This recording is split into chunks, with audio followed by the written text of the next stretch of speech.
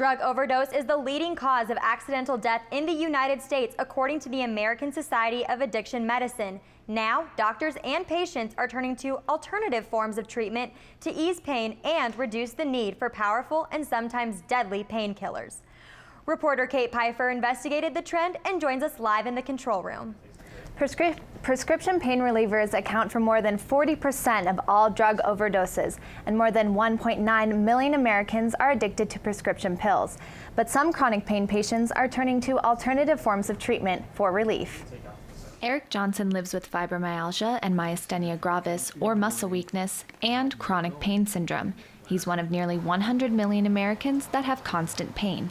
For relief, he takes medical marijuana. It really helped. It helped to the point where I stopped Lyrica and I was taking a very low dose of tramadol, and most of the time none at all. A study by the Journal of the American Medical Association says opioid overdose death rates decreased by almost 25% in states that legalized medical marijuana. Patients were using responsibly, using cannabis instead of using opiates. And as we see with the 2014 JAMA article, patients not using so many opiates means less people die. And it's impossible to overdose on cannabis. And that's the problem with the opioids, of course, because that's where our center for breathing and our heart is controlled through the brainstem.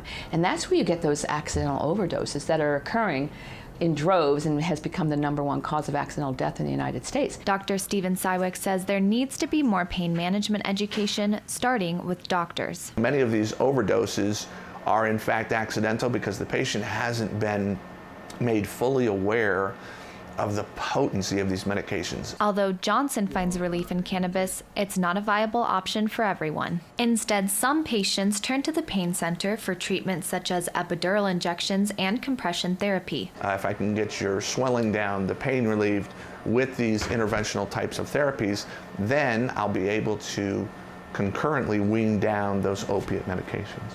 Other forms of alternative pain treatment include acupuncture, chiropractic manipulation, meditation and yoga, supplements and vitamins, and massage therapy, among others. At the University of Arizona, researchers are looking into other opiate-based treatments that relieve pain and prevent addiction. We wanted to develop a novel compound that inhibited the pain, but was non-addictive.